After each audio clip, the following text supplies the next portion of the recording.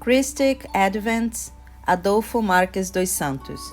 Chapter 5, Gods of Olympus. The title Gods of Olympus has the sacred meaning of leading us to reflect on the leaders of the past in their outer clothing so contradictory.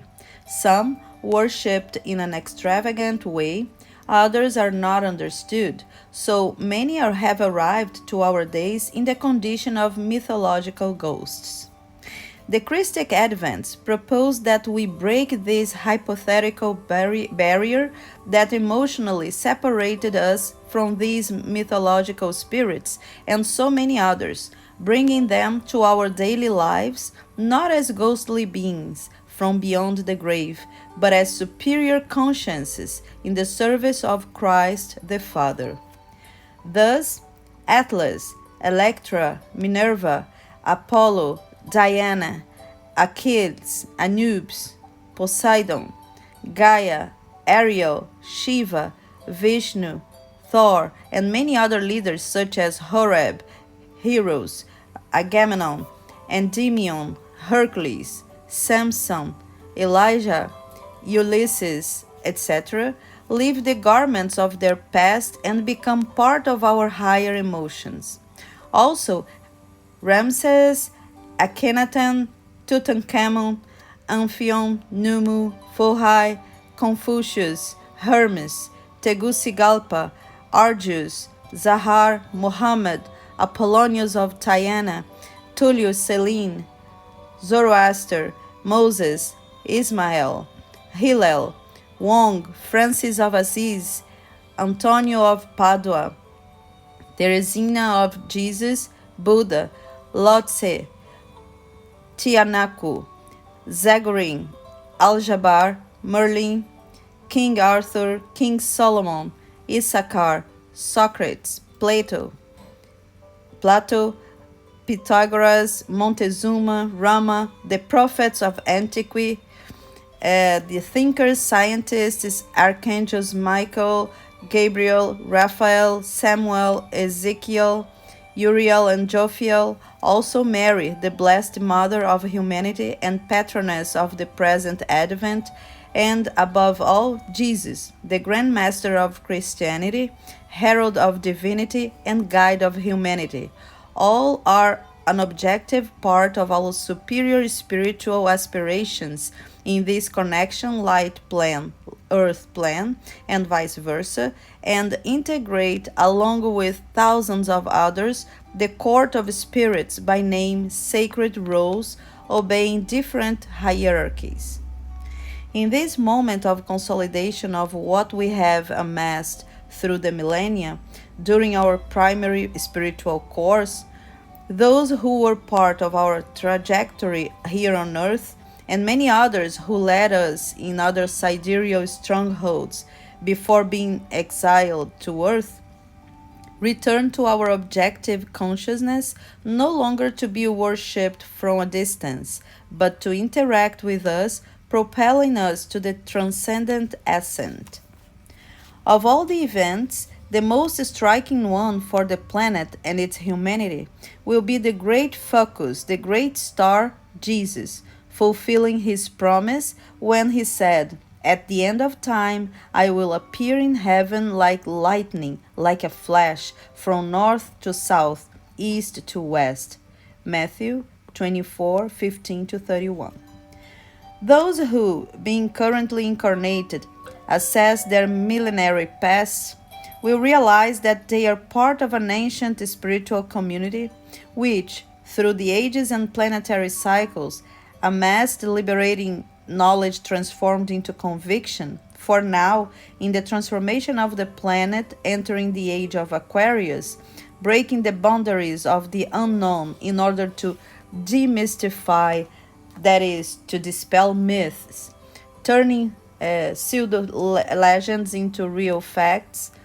Thus, the eternal Olympus invites us to unravel, to demystify for the liberation of earthly humanity. All of Olympus greets us and calls us through Minerva to perseverance and equity. Let us, therefore, unravel the so-called mysteries for the liberation of man. Let us be spokespersons for the plans and Christic advents facing the earth. The spirituality that coordinates and guides the evolutionary trajectory of earthly humanity counts on those who have perfectly adjusted in their minds the scientific conscience and the cosmic conscience, that is, those who combine with fairness and equity the intellect, scientificity, and the spiritual gift, religiosity, associated with the imperturbable and inalienable faith, fidelity to the Father's things, to unravel the enigmas created by man. It is worth remembering, as the Holy Rose affirmed, that such a commitment is a few millennia away, and only in this contemporary era are we allowed to unveil the veil of human unconsciousness and distortion. While man considers these mythological beings, says Antyllus, on behalf of the Holy Rose, thus, I can assure you that Minerva's decision hovers today and always over all heads on earth, and in the fluidic plane, perhaps in the entire universe. Minerva fits perfectly and justly in the universe law of cause and effect, and it does not escape any detail of a sentence when dictated, whether on earth or in the endless cosmos. The presence of grandiose spirits, especially those who moved the forces of nature when they were incarnated, unlocks shy minds and helps man to empower his immanent God, causing him to glimpse the unlimited omniscience, omnipresence, and omnipotence of the Creator in the creatures. Due to the fact that most of the people who make up the earthly scenario are still in the transition phase between sensation and reason, the presence of superior spirits populating their minds serves as a dynamo that generates stimuli in the search for liberating knowledge. With this, they are emotionally distancing themselves from primarism and simultaneously becoming aware of their Christ self, of their superior force, responsible for expressive achievements. If mankind, with the involvement of these luminous beings, aware that the ennobling emotion plays a relevant role in the conduct of existential life, does not feel that manifestations of affection and exaltation of life in its universalist expression is certainly blunted, ringed to the negative registers of the deep unconscious or the subconscious, needing to evaluate and re-evaluate its guidelines in order to conceive the immanence of the Creator in the creatures. In this way, it is appropriate to awaken the Christic emotionality, which will allow you to leave the dense plains of rough sensations. The colloquium with ascended spirits awakens in mankind tenderness, gentleness, inner peace, as well as expressions of affection, satisfaction for existence, integration with the mechanisms of the greater life. Finally, taken by some thrust, they come into contact with levels of lucid consciousness, which makes them overcome the limits of immanence and direct life towards transcendence. The Adventist proposal, without dwelling on the sublimated tasks developed by the superior spirits in the light plan, strives to induce mankind to disarm themselves for the unusual, the logical, and exchange emotions until creating the habit of diving into the great ocean of the self. And on this excursion, they will become aware of their inner God, of the essentiality of life, feeling harmony and fullness in themselves. In this way, the interiorization, seeking essentiality without losing contact with existentiality, results in the superior transcendent ascending force, which springs from the human heart. Unarmed, let us seek to feel the gods of Olympus and accept that these superior spirits are part of the supreme spiritual order of planet Earth. The Christic Advent's proposal to reformulate Christianity is unrestricted, since we are talking about the Christ of all ages, since the creation of the earth, and not the so-called Christian era. The so-called gods of Olympus were men, incarnated spirits, some worshipped as gods and demigods for displaying certain wonders. Taking into account the evolutionary stage of mankind in those days, without a logical explanation, everything was fantastic for them. There was also the cult of ignorance. Mankind of that past, who had a greater degree of awareness of the assets of God, currently present themselves to the incarnated in the condition of evolved, enlightened, or ascended spirits, but all in the service of the Father and stripped of the honors that they attributed to them. It is evident that many have dominion over the forces of nature and move the elements of creation brilliantly. Many others are bearers of power over form, that is, over the material universe, as they conquered time and space. Some others have integrated themselves into the cosmic consciousness of the Christ Father. All are part of the celestial powers in the service of God on earth. In this way, by breaking down the psychological barriers created by believers and unbelievers in this phase of humanity, we will be allowing these spirits, formerly worshipped as gods, to be currently drivers of man to the kingdom of God. Without fanfare, the advent of Christ Father dissolves the psychological walls ingrained in the soul of the earthly beings. With this, they disarm themselves to feel and perceive evolved, ascended angelic and archangelic beings with naturalness. With such a mental attitude, those entities will not be worshipped from a distance, but integrated into the daily lives of mankind. Eliminating the blocking locks of the psyche, mankind will be able to extrapolate the limits of the Earth's psychosphere, going beyond Olympus, contacting superior entities to the celestial spheres of the Earth and other sidereal strongholds, as there are no limits for those who conceive the omnipresence of God. Even in the context of these spirits of the past, we had the prophets, as stated by the Holy Rose.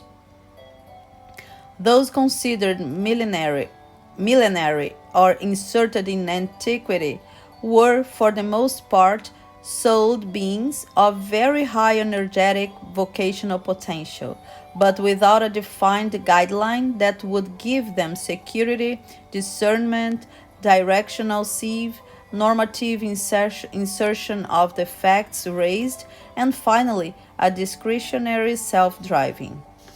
Without proper clarification regarding the spiritual revelations and their objectives made through the prophets, phobias and the cult of the god of punishment and revenge emerged. The Holy Rose also say, "Here, therefore, are the reasons for so many fears rooted in the Christian soul, not yet Christified. The truest and most dignified portion of faith is certainly missing. Love, without distance, anguish, or dread, without soulful imprisonment, without residual torture, without loneliness or earthly abandonment to one's own luck. In short, without the torture of the sin of loving the Father as a greater being, but integrated into the human being. Let us seek, therefore, to elevate ourselves to the highest planes of this ascendant consciousness, to enter into communication with them. For this, it will be necessary to overcome the planes of sensory perception, go beyond the limits scaled by energetic forms, penetrate the rarefied planes in which The entire universe is spirit without losing contact with the corporeal support. The earth aggregates billions of spirits among the most primitive and the most archangelic.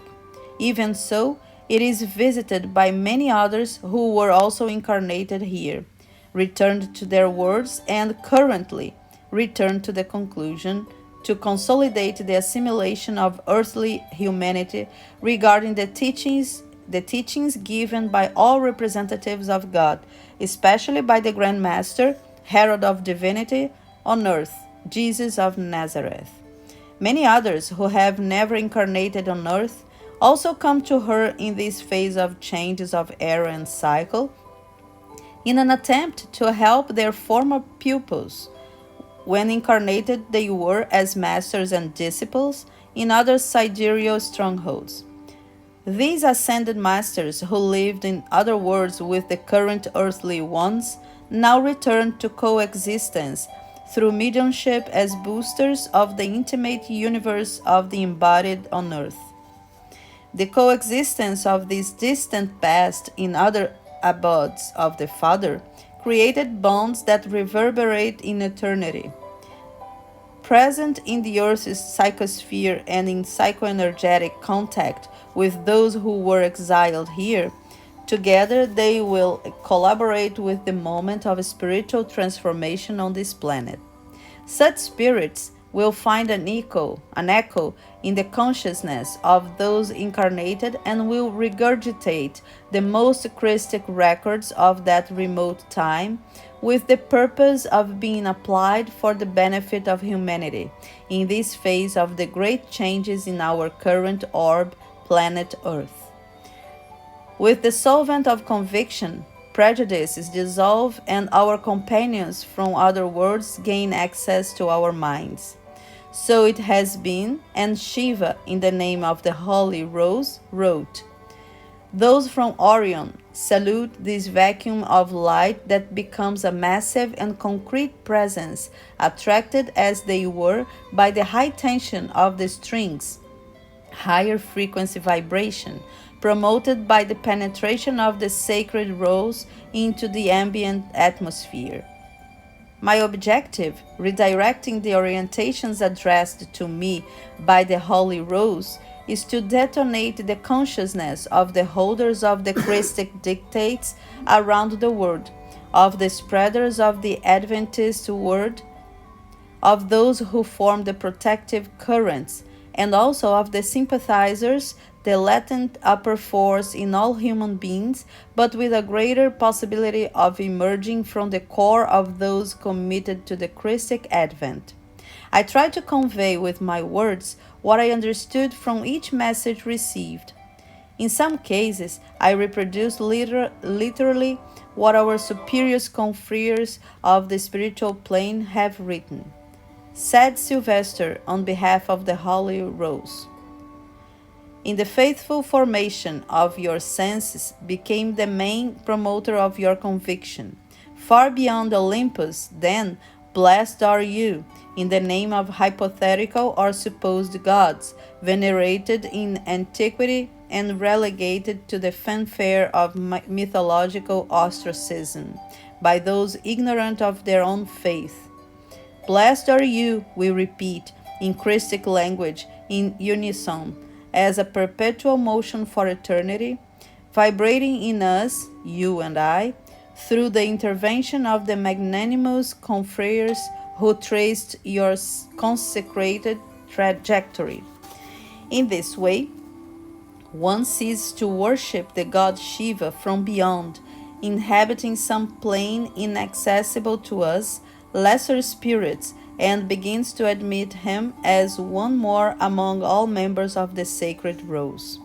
Sylvester, on behalf of the Holy Rose, referring to Shiva, wrote, "The elevated being is the concrete representation, even though it is palpable, of the supreme spark of divine flesh, whose conscious existence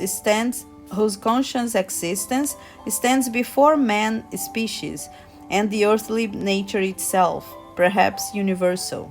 If we stick to the human concept of cosmicity, we will arrive without much effort at the different denominations enunciated by peoples in the fervor of their search for Westerners.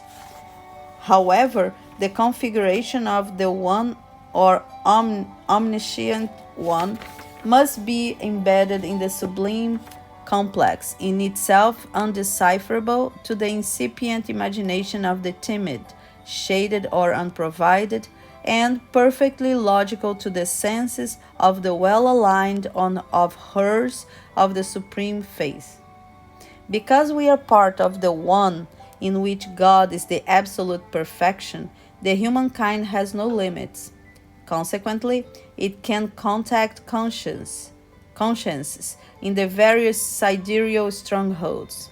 So I asked for further clarification regarding these wonderful spirits, and Shiva, on behalf of the Holy Rose, wrote, "In the crackling of the flame, in the greenery of the foliage, in the crackling of the wave, in the essence of the air, here and there I am, because I am the free energy that fills the voids, making space habitable.